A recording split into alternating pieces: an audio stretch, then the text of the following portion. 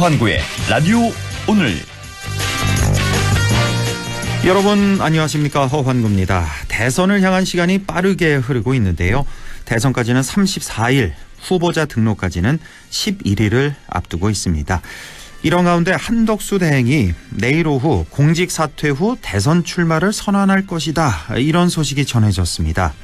국민의힘 대선 후보는 김문수, 한동훈 두 후보의 2파전으로 압축된 상태인데요. 한덕수 대행이 출마 선언을 하게 되면 다소 김이 빠지는 현상도 벌어질 것 같습니다. 한 대행과의 단일화에 대한 입장은 두 후보가 좀 다르죠. 김문수 후보는 적극적인 단일화 의지를 보이는 반면 한동훈 후보는 경선 집중을 내세우며 신중한 태도를 보이고 있습니다. 이런 가운데 더불어민주당 이재명 후보는 내일 중요한 대법원 상고심 선고를 앞두고 있는데요. 이래저래 내일은 이번 대선에서 무척 중요한 하루가 될 것 같습니다. 안동문화 방송 라디오 오늘 광고 듣고 시작합니다.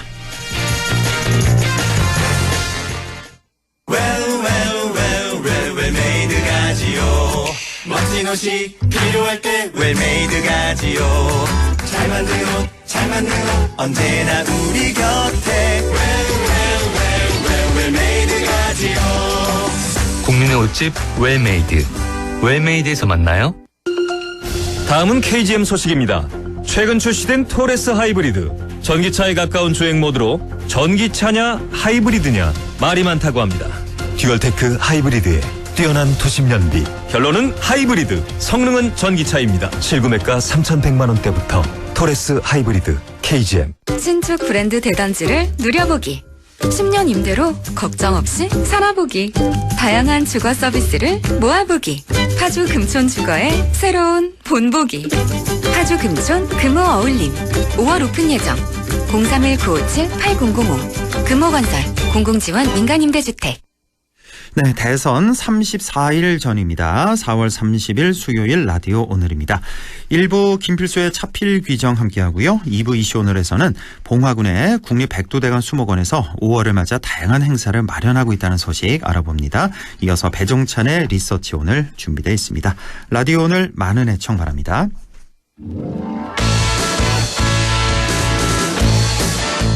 차에 필요한 귀한 정보, 김필수의 차필 귀정, 대림대학교 미래자동차학부 김필수 교수와 함께합니다. 안녕하십니까? 네, 안녕하세요. 네, 오늘도 전기차 얘기를 좀 해보겠는데요. 예. 작년 인천 청라 지하주차장 화재 사고 이후에 1년여의 시간이 흘렀지만 여전히 네.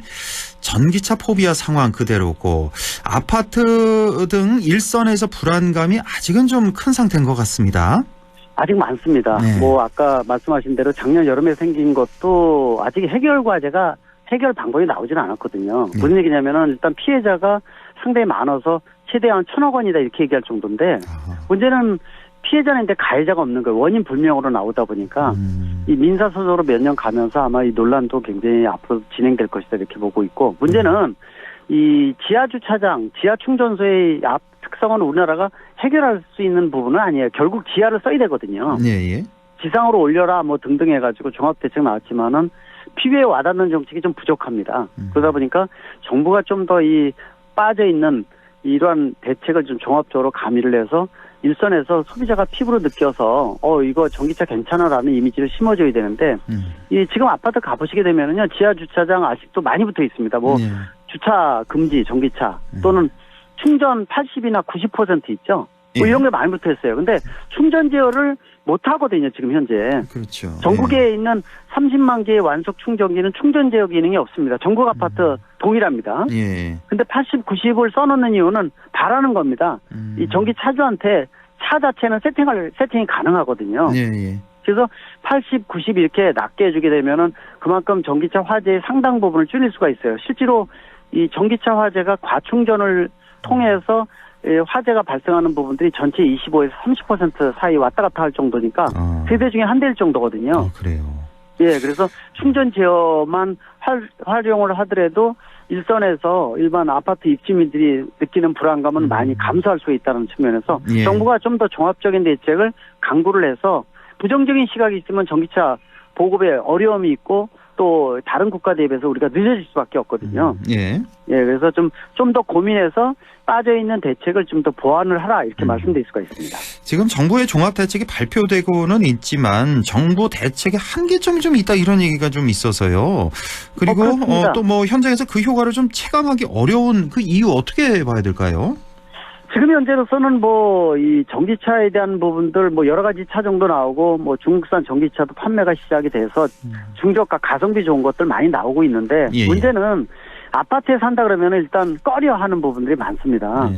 말씀드린 대로 주차에 대한 거, 또 충전 인프라에 대한 것들도 우리나라가 이 40만 기 정도의 충전기 중에서 급속 충전기는 전체 13, 14%뿐이 안 되거든요. 예, 예. 그러다 보니까 아직까지 이제 불안한 부분들도 있고 또 그만큼 전기차에 대한 전체적인 가성비가 아직은 약한 과도기적 모델이기 때문에 그런 부분을 어떻게 극복하고 또 말씀드린 대로 좀 부족한 부분들을 좀 많이 메꿔줘야 되는데 그래서 충전 제어 기능을 가진 충전기를 교체를 해줘야 되는데 예. 아까도 말씀드렸는데 그 올해부터 스마트 제어 충전기를 작년 말부터 환경부가 보급을 하고 있어요. 예, 예. 근데 스마트 제어 충전기라는 게 충전 제어가 가능한 완속 충전기를 얘기를 합니다. 예. 근데 문제는 새롭게 설치하는 이 스마트 제어 충전기지 기존의 완속 충전기 문제가 있는 걸 교체하는 것들은 거의 없어요. 기존에 수십만 대가 있잖아요. 완속 충전기가. 그렇죠. 여기다 뭐 34만 개나 어떤 됩니다. 예, 이거를 스마트 제어 충전기로 이거를 다 교체해야 된다 이런 얘기잖아요. 그렇죠. 교체를 하는데 비용이 급속같이 비싸지는 않고 120~30만 원 최대요. 100만 원에서 아. 그 정도인데 지금 지자체나 아니면 입주민들도 일부 우리가 낼 테니까 정부에서 이 부분을 좀 보완을 해주게 되면 우리 바꾸겠다. 예. 근데 환경부 이런 데서는 새롭게 주차 충전시설을 설치하는 것은 플러스 알파에서 대수를 늘린다는 게 목적이지 않습니까? 예. 기존에 충전기 교체하면은 교체 대수가 안 비용만 늘어나죠, 들어가지. 그러면. 예, 예. 똑같은 건데 근데 아. 그게 그 수치로 보면 안 되고요. 예. 일단 포비아가 없어져서 전기차에 대한 긍정적인 인식이 돼야지 확산되는 거지. 그래서 그런 부분들을 좀 많이 설득을 하고 있습니다. 기존의 그 완속 충전기에다가 뭐 어떤 네. 부품만 뭐 달면은 스마트 제어가 되는 건가요? 아니면 아예 전체를 다 바꿔야 되는 건가요? 아예 바꾸는 게 훨씬 낫습니다. 아예 바꿔야 되는 그래서 거죠. 기존 거 예. 시스템을 바꾸고 업그레이드도 해봤는데요. 문제는 인증을 다시 받아야 돼요. 아, 그런 게. 또 우리나라가 있군요. 제도적인 게 뭐 항상 말씀드린 규제 일변대의 포지티브 정책이다 이렇게 예. 말씀드리는데 예. 한 가지만 바꿔도 인증을 다시 띄어서 제품을 다시 인증을 받아야 돼요.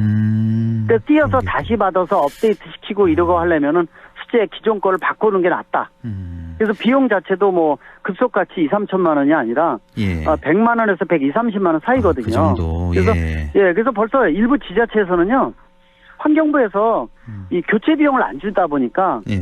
지자체에서 우리가 일부 비용을 대겠다 해서 바꿔주는데 벌써 몇 군데 나오기 시작했어요. 아, 그래요. 예. 네. 뭐 그렇게라도 그러니까 이제 해야죠. 그런 경우에 아파트 입주민들도 이 비용 같은 거 한 5~60% 대주는데 우리가 1~20% 정도 더 돼서 예. 바꾸자. 몇 개 안 되지 않습니까? 아파트마다. 예, 그렇죠. 예, 그렇게 해주면 좀 안심하고 예. 전기차 소유자도 안심하고 될 수 있고 또 입주민들도 요새 그래서 입주민하고 전기차 소유주들하고 예. 다툼이 아파트마다 많이 있어요. 아하, 예, 아마 얘기 들으셨을 거예요.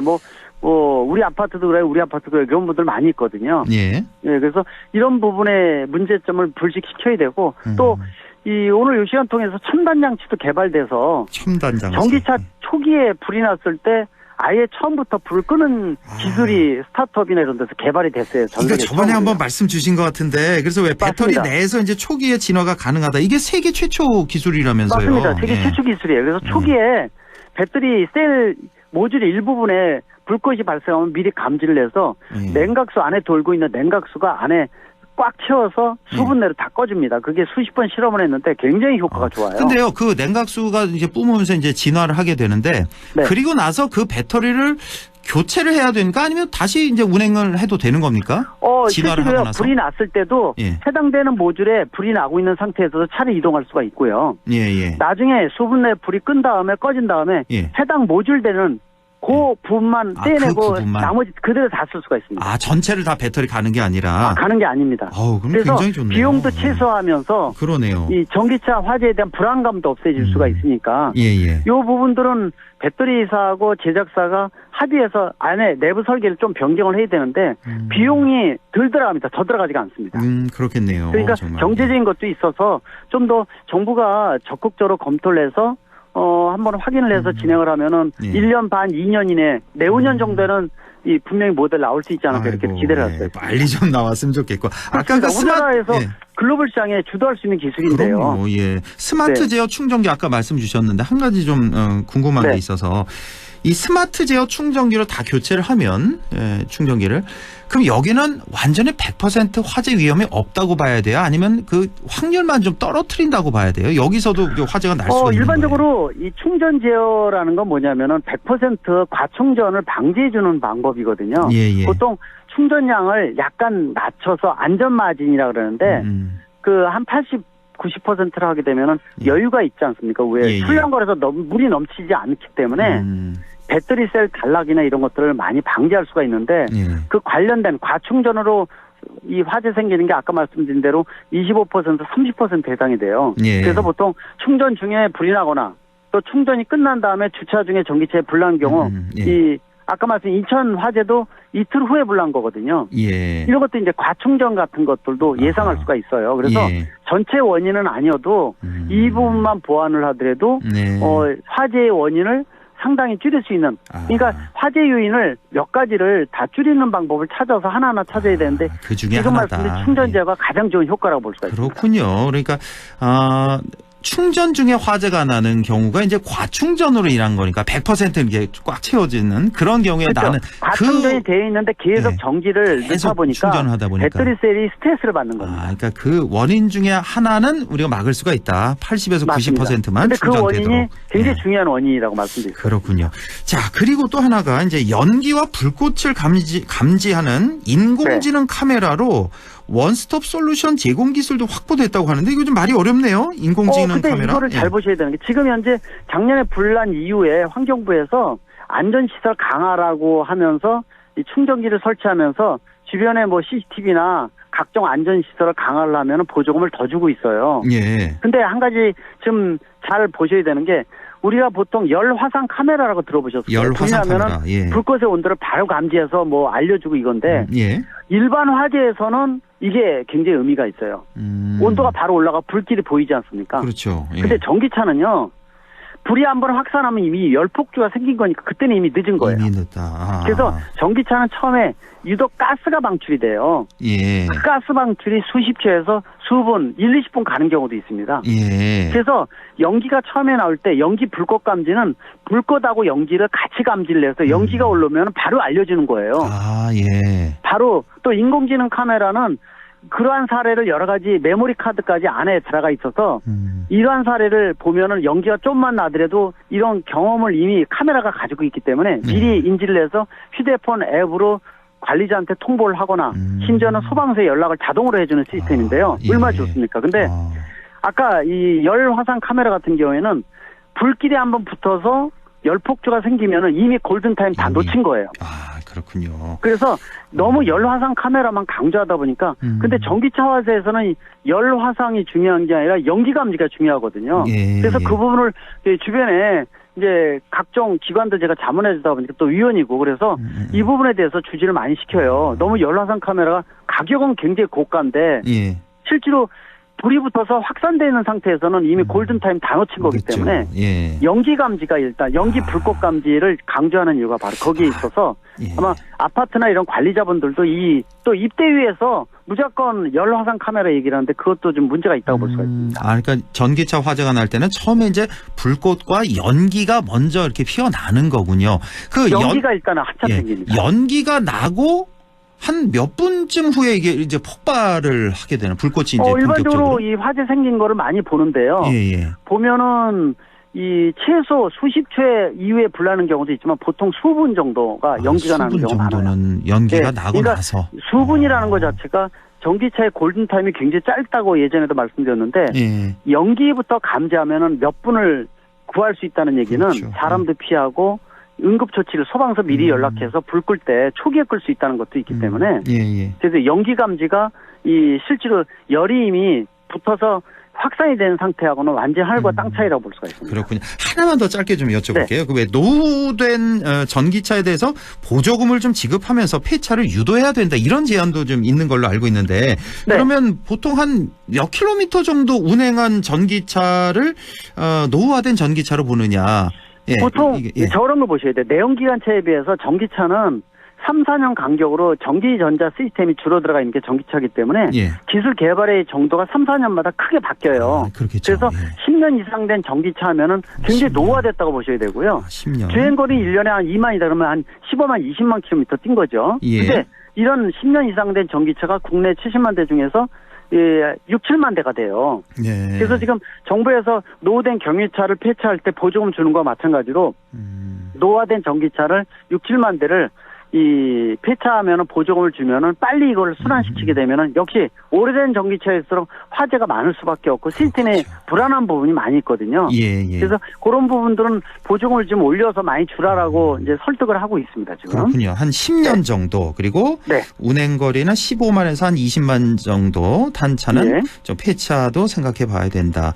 그러면 일반 내연기관차에 비해서 수명은 좀 적군요. 이게. 좀 짧다고 봐야 전기차 돼요. 짧군요. 지금 현재 아직 이제 전기차의 가격, 중고 전기차의 가격 한정도 아직은 미비된 부분이 많고요. 그렇군요. 아직은 전기차가 분명한 것은 과도기 모델인 건 사실이에요. 예, 예. 해결 과제도 많고 또 가격도 내연기관차에 비해서 1.5배, 2배 정도 비싸고 또 충전 인프라 문제 등등 여러 가지가 고민되지 않습니까? 그렇네요. 예. 그래서 그런 게 완전히 해결되려면은 한 3, 4년 정도는 걸리지 않느냐 이렇게 예상하기 때문에 일단 아직까지는 과도기다라고 분명히 볼 수가 있습니다. 네, 알겠습니다. 지금까지 전기차 협회장이시죠? 현직이십니까? 네. 예. 지금까지 대림대학교 미래자동차학부 김필수 교수와 함께했습니다. 고맙습니다. 네, 감사합니다. 네, 라디오 오늘 2부에서 뵙겠습니다.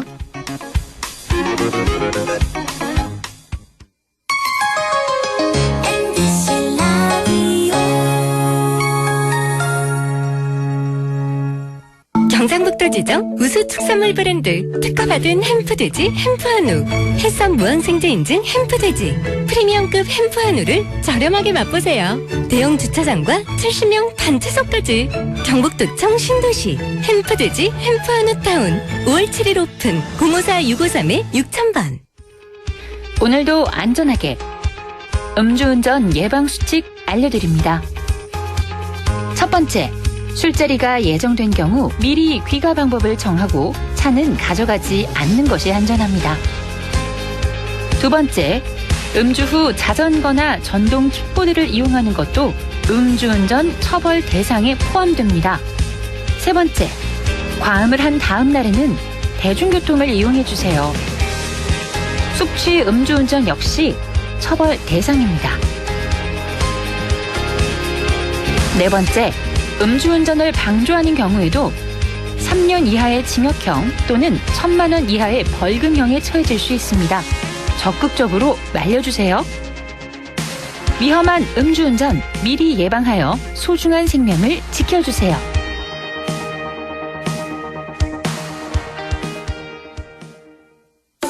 나는 가족 부자입니다. 얼마나 부자냐면요. 우리 집에 와서 나를 챙겨주는 돌보미 이모도 있고요. 아빠가 육아휴직할 때 회사를 지켜주는 삼촌들도 있어요. 때마다 예방주사 놔주는 간호사 오빠. 첫 만남 이용권으로 내 동생도 챙겨주는 공무원 언니까지. 우리 가족 진짜 많죠? 여러분도 올해는 꼭 가족 부자 되세요. 다 같이 키우고 다 같이 행복하게.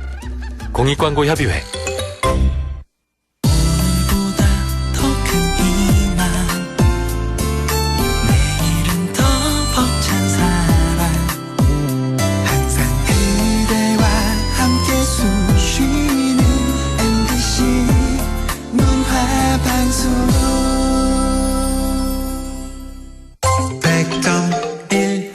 라디오. 네, 6시 24분 24초 지나고 있네요. 이슈 오늘 시작합니다. 내일부터 가정의 달 5월이 시작됩니다. 가족이 함께 가보면 좋을 것 같은데요. 바로 봉화군 국립백두대간 수목원에서 5월을 맞아 풍성한 행사를 마련했습니다. 봉화 국립백두대간 수목원 권대황 고객지원팀장과 함께합니다. 권대황 팀장님 안녕하십니까? 네, 안녕하세요. 네, 반갑습니다. 국립백두대간 수목원이 가정의 달을 맞아서 이제 5월 1일부터 내일부터 특별한 행사를 준비했다고 들었는데요. 어떤 내용들인지 소개를 좀 먼저 해주시죠. 네. 5월 1일부터 6일까지 가정의 달을 기념하여 6일간 수목원을 무료로 입장하실 수 있으며 꿀벌 컨셉의 행사인 허니데이를 5월 2일부터 6일까지 5일간 개최합니다. 네. 허니데이 기간에는 기형벌 만지기, 꿀벌 바디 페인팅 등 다양한 꿀벌 관련 체험 프로그램과 플리마켓, 버스킹 공연을 즐기실 수 있습니다. 또 어린이 대상 깜짝 선물로는 수목원 대표 캐릭터인 백두랑이와 사진 찍기, 캐릭터 풍선과 백두랑이 지비치를 선착순으로 선물할 예정입니다. 네. 온 가족이 함께 오셔서 수목원에 오셔서 힐링하는 어린이날 연휴가 되시길 바랍니다. 네, 내일부터 6일까지 수목원을 무료 입장하실 수 있다. 그리고 허니데이 행사를 연다는 건데, 자, 먼저 이 꿀벌을 테마로 한 허니데이 프로그램 좀 알아보겠습니다. 가족 단위 방문객들이 특히 좋아할 만한 그런 체험 어떤 것들이 있을까요? 네. 어린이를 위해 개최하는 꿀벌 테마 실내 체험형 전시 비비가든을 저희 국립백두대간 수목원 방문자센터 1층 전시실에서 관람하실 수 있습니다. 네. 허니데이 기간 대움터 숲에서는 목공예 체험, 테라리움 만들기, 식물 표본 만들기, 현미경 식물 관찰 등 다양한 교육 체험 프로그램이 준비되어 있고요. 네. 이 외에도 호랑이 숲에서 사육사와의 만남, 호랑이 퀴즈 대회를, 그리고 저희 알파인하우스에서는 멸종위기 침엽수 고산식물에 대한 해설, 식물 퀴즈가 운영되오니 많은 분들이 오셔서 함께 즐거운 시간 보내시기 바랍니다. 네. 더 자세한 일정 및 내용은 저희 수목원 홈페이지에서 확인 부탁드리겠습니다. 예. 자, 튤립과 무스카리가 만발한 꽃축제도 열린다고요? 네, 맞습니다. 5월 6일까지 국립백두대간 수목원 봄꽃 전시인 구근구근 마음 전시회가 열리고 있습니다. 구근 식물인 튤립과 무스카리가 만든 8가지 색채를 감상하며 가장 마음에 드는 꽃의 색을 고르면 자신의 심리도 알아볼 수 있는 특별한 전시입니다. 네. 백두대간 깊은 숲속에 피어있는 10만 송이의 튤립 궁금하지 않으신가요? 튤립도 보고 자신의 마음도 알아보는 특별한 전시가 수목원에서 많은 분들을 기다리고 있습니다. 아유, 그렇군요. 무려 10만 송의 튤립이 지금 만발에 있는 거죠, 지금? 그렇죠? 네, 맞습니다. 예. 그리고 무스카리도 볼 수 있는 꽃축제도 꼭 다녀와 보시고요. 자, 그리고 이렇게 관람을 넘어서 수목원 안에서 1박 2일 동안 머물 수 있는 체험 프로그램도 생겼다고 하던데요. 바로 꽃마숲 가든스테이. 이건 어떤 프로그램인가요? 네. 국립백두대간 수목원에서는 관람을 넘어 자연 속에서 직접 머물며 체험할 수 있는 꽃마숲 가든스테이 프로그램을 활발하게 운영하고 있습니다. 네. 수목원 안에서 1박 2일 동안 머무르며 다양한 식물과 자연을 가까이서 체험하고 숲 해설 프로그램도 함께 즐길 수 있는데요. 5월 연휴 기간에는 이미 많은 관심 덕분에 예약이 마감되었지만 5월 주중에는 일부 예약이 아직 가능합니다. 주중에? 예. 네네. 특히 5월 중 꽃마숲 가든스테이에 참여하시는 분들께는 특별히 준비한 알파인하우스 레고 키트 선물 이벤트를 진행하고 있으니 많은 관심 부탁드립니다. 그렇군요. 이 수목원에 숙박시설도 이렇게 준비를 하고 있나 보네요? 네, 맞습니다. 예, 그러면 몇 가족이나 한 번에 숙박을 할 수가 있는 거예요? 몇 동이나 준비가 되어 있죠? 숙박시설이? 저희가 2인 1실, 4인 1실 이렇게 두 개 타입으로 운영을 하고 있는데요. 예. 네, 제1연수동에는 이제 2인 1실로 이제 운돌 또는 침대방을 선택해서 이용하실 수 있고요. 예. 제2교육연수동에는 2층 침대가 이제 각 객실마다 2개씩 들어가 있어서 4인 가족이 머무르시기에 충분한 공간을 제공하고 있습니다. 그렇군요. 꽤 많은 방이 있나 보네요. 수십 개 정도 되나 보네요. 네, 객실이 객실 1연수동하고 2연수동이 각 24객실 정도가 준비되어 있습니다. 그렇습니까? 24객실. 그래서 모두 한 48개 객실. 이제 연휴 기간은 이미 예약이 끝났고 5월에도 뭐 주말에도 끝났나 보네요. 아까 주중에만 뭐 일부 가능하다고 하신 거 보니까. 네, 5월이 원체 이제 인기가 많고 저희 수목원 관람할 수 있는 여행들이 풍성하다 보니까 주말에는 이미 예약이 완료된 상황이고요. 예. 주중에는 일부 이제 예약하실 수 있는 게 남아 있습니다. 아, 그렇군요. 예, 꽃마숲 가든 스테이도 꼭 한번 이용을 해보시기 바랍니다. 아, 숙박 체험까지 할 수 있는 그런 프로그램입니다. 자, 최근에 대형 산불로 큰 피해를 본 지역 주민들을 위해서 수목원이 무료 개방된다는 소식도 전해졌는데, 자, 이건 어떤 취지에서 기획됐는지, 구체적으로 어떤 지원이 이루어지나요? 네. 최근 경상권 대형 산불로 인해서 물질적, 정신적으로 큰 피해를 본 지역 주민들이 많이 계신데요. 네. 국립백두대간 수목원에서는 피해 지역민 대상으로 빠른 정서적 안정과 회복에 도움이 되고자 수목원 무료 개방을 진행하고 있습니다. 예. 국립백두대간 수목원에 방문하셔서 신분증 또는 주민등록 등본 등 산불 특별 재난 지역 내 거주자 확인이 가능한 서류를 매표소에 제시하시면 수목원에 무료로 입장하실 수 있으며 이번 행사는 6월 30일까지 계속됩니다. 다만 매주 월요일은 저희 수목원 정기 휴관일이라서 월요일을 제외한 화요일에서 일요일 사이에 방문하시면 저희 5, 6월에 초록초록한 싱그러운 수목원을 관람하실 수 있습니다. 예, 그렇군요. 그러니까 이번엔 산불 특별 재난 지역으로 선포된 그 지역이 있잖아요. 뭐 의성부터 의성, 안동, 청송, 영양, 영덕 이렇게 이곳에 사는 거주자 모두 다 무료라는 말씀이시죠? 피해자만 해당되는 게 아니라.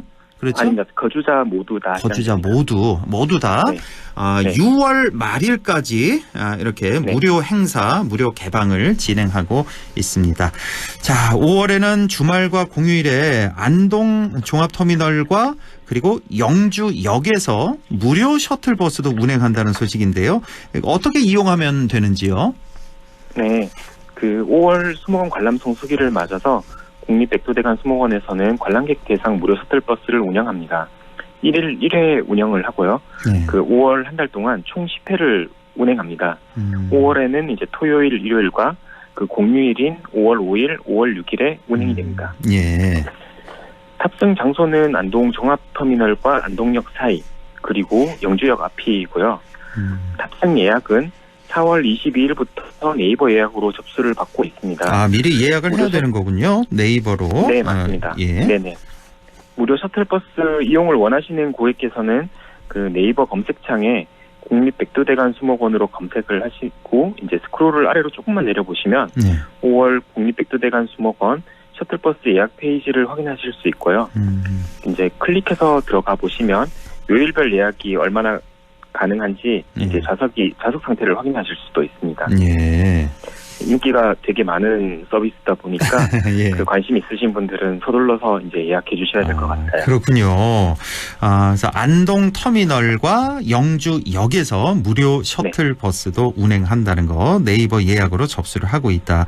그러니까 5월에는 이제 주말 토요일, 일요일 운행을 하고 하루 한 번, 그리고 5월 5일, 5월 6일 양일간 또 운행을 한다는 거. 혹시 시간은 뭐 아침 출발인가요? 안동역과 영주역에서?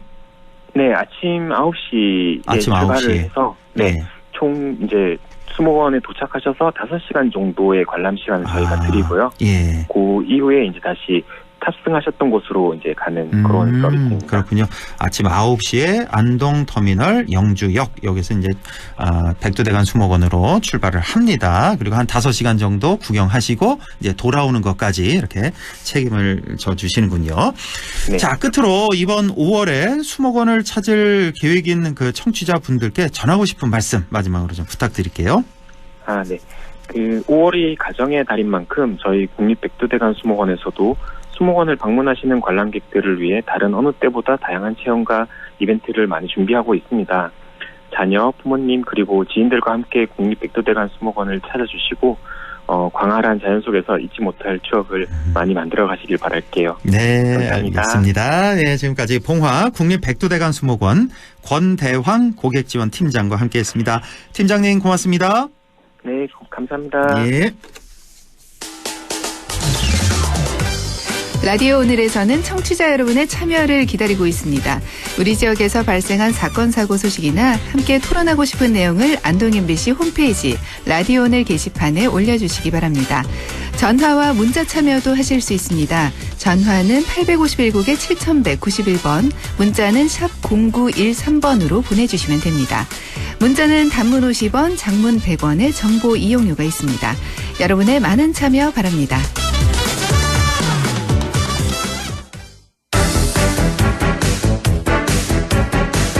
네, 리서치 오늘 인사이트 K 배종찬 소장과 함께합니다. 소장님 안녕하십니까?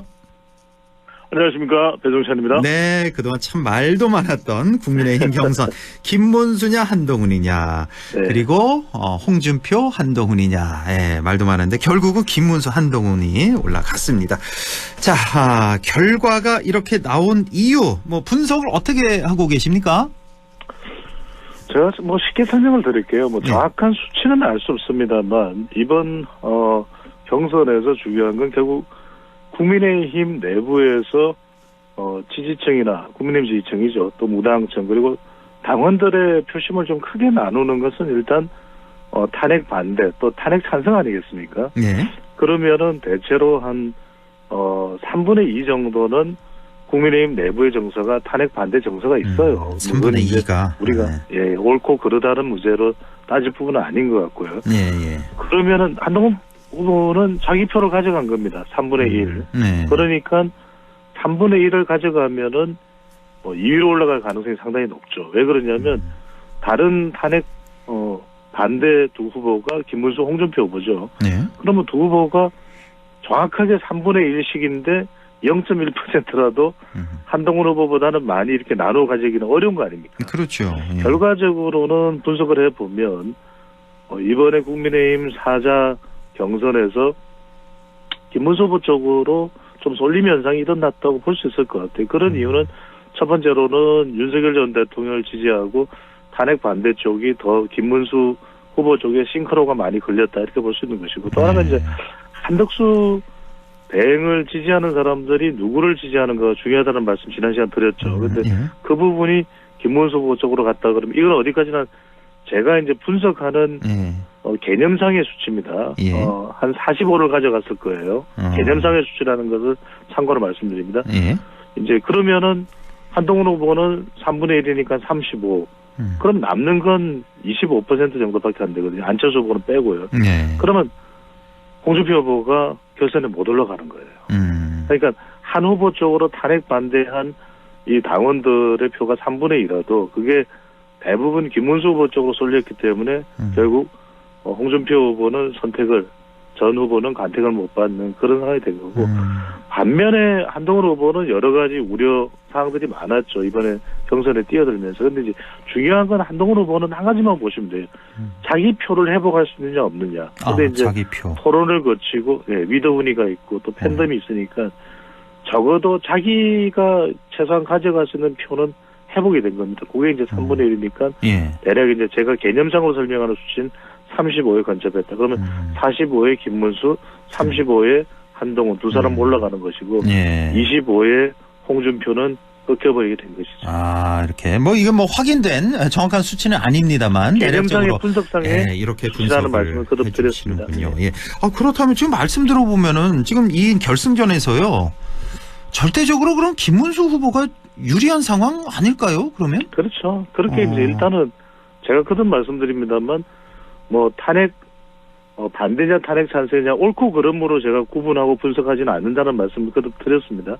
그러면 결과적으로는 김문수 후보가 가져갈 수 있는 건 아까도 말씀드렸듯이 기본적으로 베이스가 기본이 3분의 2예요. 한동훈 후보는 3분의 1이고 그러면 한동훈 후보가 그래도 굉장히 이슈 파이팅을 하고 있으니까 오늘 밤에 이제 10시에 또 토론도 있으니까요. TV 토론도 있으니까 이런 걸 통해서 이제 조금 더 가져간다고 보더라도 3분의 2를 넘어서기는 이제 쉽지가 않은 거죠. 이 구조상으로. 그러니까 사실 이 구조의 틀 자체가 깨져야 한동훈 후보가 더 이제 치고 나가거나 아니면은 경선 구조가 아예 국민 여론조사와 무당성으로만 100% 간다. 이러면 달라질 그러면 한동훈 후보가 유리할 수가 있죠. 그렇죠. 달라질 수가 있는데 이게 당원이 들어가는 것은 당원들은 여전히 이제 한동훈 후보의 토론 솜씨만 가지고 평가를 하는 게 아니거든요. 기저에 깔려 있는 또 탄핵 찬성 반대, 또 당협위원장이나 지역구 국회의원들의 영향, 또 지자체장의 영향, 이런 것들은 무시할 수가 없기 때문에 기본적인 이 구조 자체가, 스트럭처 자체가 탄핵 반대가 주류를 여전히 아직도 이루고 있는 국민의힘이기 때문에 이 구조를 일단 한동훈 후보가 깨는 방법이 오늘 내일이라도 생기지 않는다면은 이 전개 상황 자체는 크게 바꾸기는 쉽지는 않은 일이라는 말씀을 예측 차원에서 드립니다. 이 결승전에서도 마찬가지로 당원 50%, 여론조사 50%죠. 그런데 그러니까요. 이 여론조사가 지지층과 무당층만 대상하는 역선택 방지 여론조사잖아요.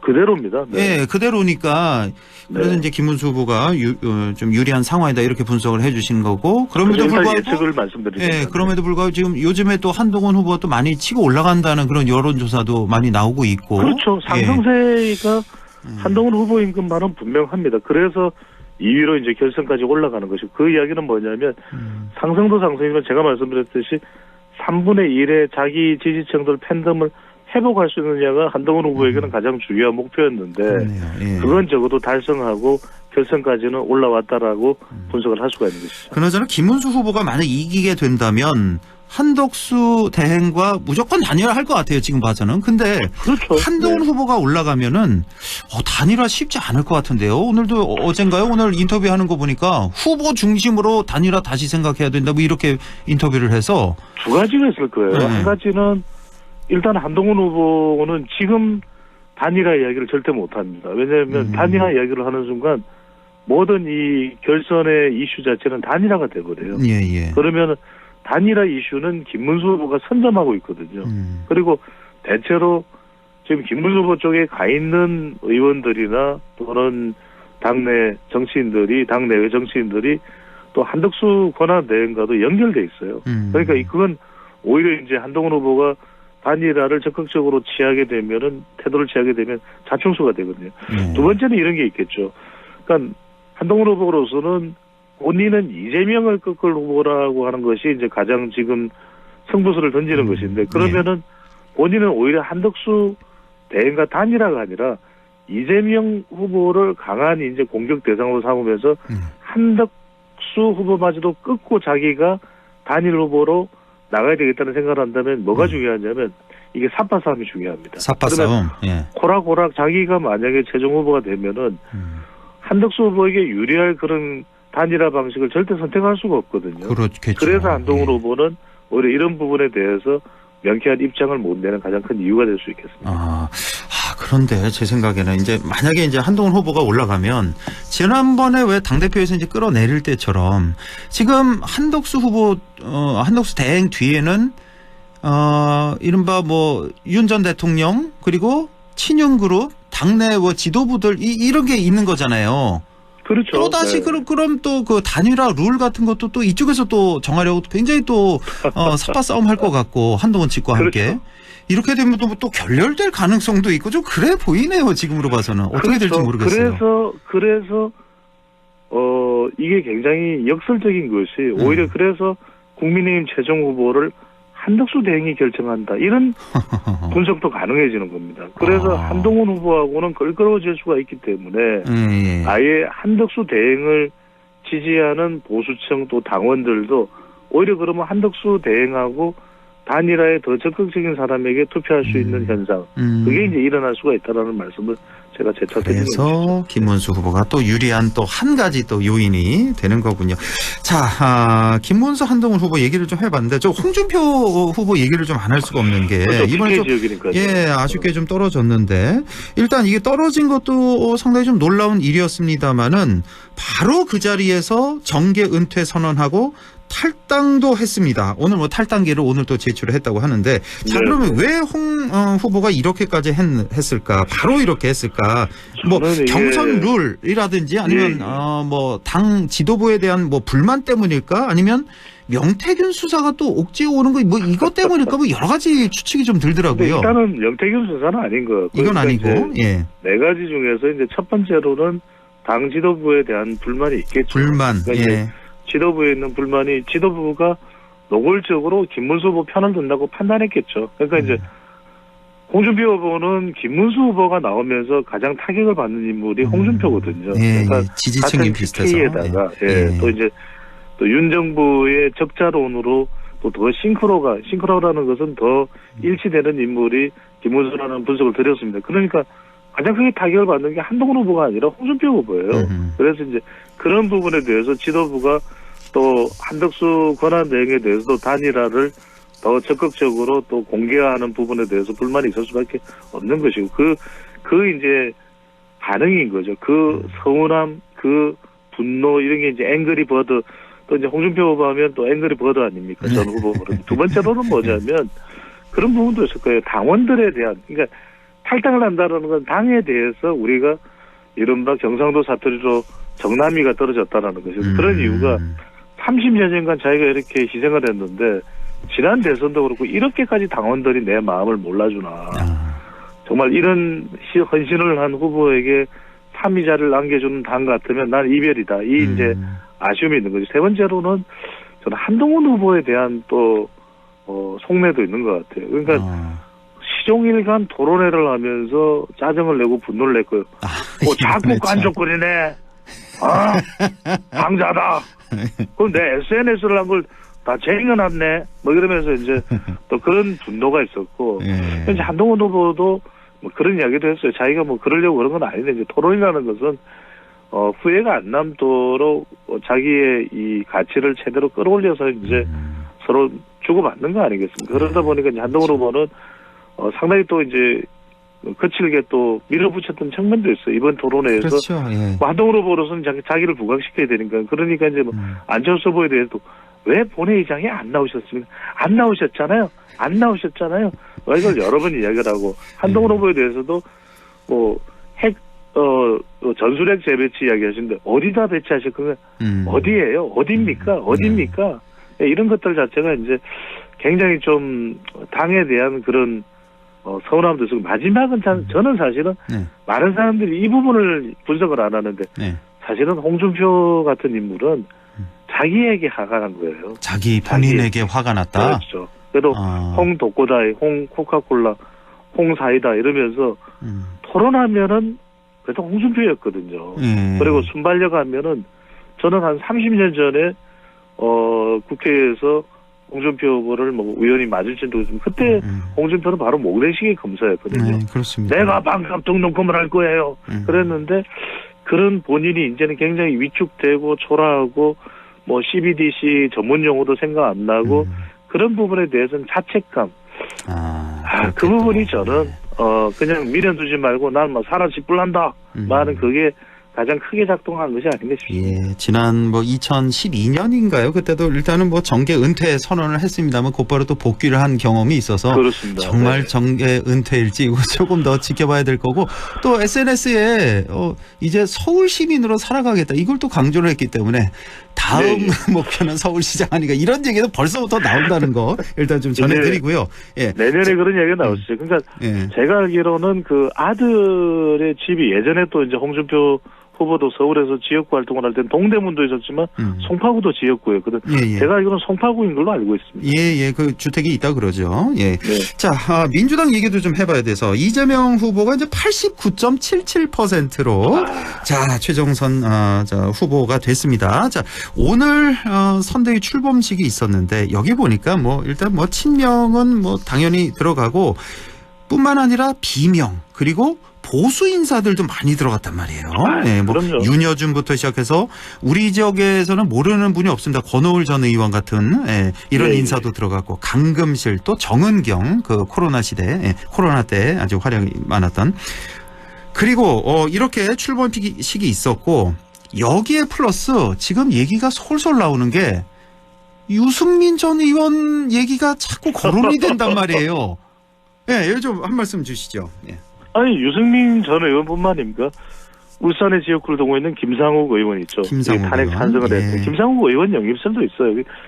이게 뭐냐면 역대 김대중 박근혜 전 대통령하고 비교하더라도 더 높은 득표율로 본선 후보가 이제 결정이 된 그런 배경에 이제 더 외연을 확대하자. 그러니까 탄핵 정국이니까 지금 이재명 후보는 이거예요. 아예 국민의힘의 누구든 또는 한덕수 권한대행이든 어떤 후보가 나오더라도 그냥 압도적인 승리. 이게 이제 우리가 선거공학에서 이야기하는 이제 애블솔루트 위닝이거든요. 그게 뭐냐면 한 60%, 70% 이상의 지지를 받으면 사실 경쟁의 의미가 없어요. 그렇죠. 그래서 지금 이제 사실상의 이 경계선을 무너뜨리고 인물들을 영입하는 겁니다. 그러니까 가장 유권자들한테 이 각인시켜주기 좋은 것이 인물을 영입해버린 거예요. 그 대표적인 게 97년도 대선에서 이해창 후보를 꺾어버렸던 결정적인 그 세기를 박았던 것이 바로 DJP 연합입니다. DJP 그러니까 연합. 이제 사람을 결합해버린 거예요. 그러니까 D로는 안 되니까 JP, 그 다음에 TJ, 태준 이렇게까지 엮어버렸단 말이에요. 근데 이번에 보셨잖아요. 박태준 전 포스코 회장의 묘소도 찾아간 거예요. 그게 뭐냐면 그대로 김대중 플러스 알파를 하겠다는 거예요. 그러다 보니까 정규제, 조규제, 이른바 제재죠. 여기다가 또 이제 정은경, 또 권오을 하면은 또 권오을 안동 아닌가요? 그렇습니다. 안동입니다. 예. 권오을 국회 의원, 사무총장도 지내고. 그러니까요. 전 의원까지. 그러니까 이른바 보수 인사들까지 다 이렇게 영입을 해버리거든요. 그러면 이제 중도층이 떠날 수가 없는 거예요. 이른바 이게 뭐냐면 일종의 중도층 봉쇄 전략입니다. 아예 떠나질 못하도록. 그러니까 일각에서 이야기되는 것이 한덕수 권한대행이 뜨면은 그게 일종의 프레임 전환이다. 우리 시간을 통해서도 이제 분석을 했더니 내부 변수는 없어요. 뭐 내일 이제 뭐 선고가 있기는 한데 그 선고야 이제 기다려 보는 것이고. 근데 이제 지금 선거로만 놓고 보면 내부 변수는 없어요. 외부 변수밖에 없어요. 뭐 프레임 전환, 뭐 트럼프 말씀을 드렸는데 그것까지도 다 예봉을 꺾어버린 게 지금 김현종 한미 FTA 협상을 했던 전 통상교섭 본부장이었나요?